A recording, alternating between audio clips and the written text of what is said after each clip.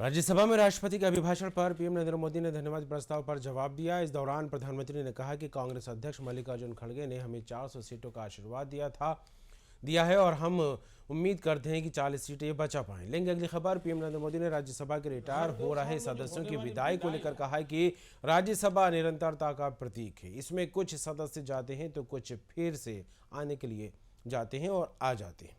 वहीं पीएम ने कांग्रेस पर तंज कसा। पूर्व पीएम डॉक्टर मनमोहन सिंह की तारीफ भी की। हर 2 साल में जो होने वाली विदाई है, वो विदाई एक प्रकार से विदाई नहीं होती है। वो ऐसी स्मृतियों को यहां छोड़ करके जाते हैं, जो स्मृतियां आने वाली जो नई बैच होती है, उनके लिए ये अनमोल विरासत होती है। भव्य दिव्य वातावरण बना है, उसको नजर न लग जाए, इसलिए काला टीका करने का प्रयास हुआ है।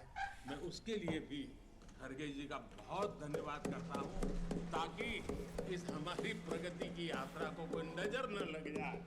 ये नजर न लग जाए, इसलिए आपने आज जो काला टीका किया है, मैं तो सोच रहा था सब काले कपड़ों में आएंगे, लेकिन शायद काला जोजू खिंचते खिंचते खिंचते ब्लैक पेपर तक चला गया है। लेकिन फिर मैं उसका भी स्वागत करता हूं, क्योंकि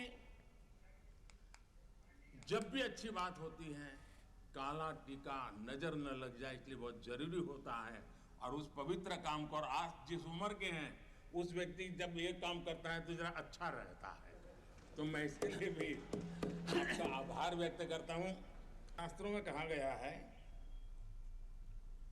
गुणा गुणज्ञेषु गुणा भवन्ति, गुणा गुणज्ञेषु गुणा भवन्ति, ते निर्गुणम प्राप्य भवन्ति दोषाः, ते निर्गुणम प्राप्य भवन्ति दोषाः, आस्वाद्य तोया प्रवहन्ति नद्यः, समुद्र मासादय भवन्तय पेया। उसका मतलब है,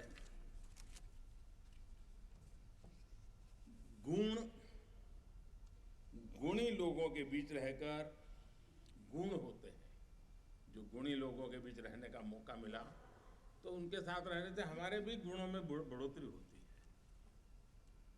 निर्गुण को प्राप्त करके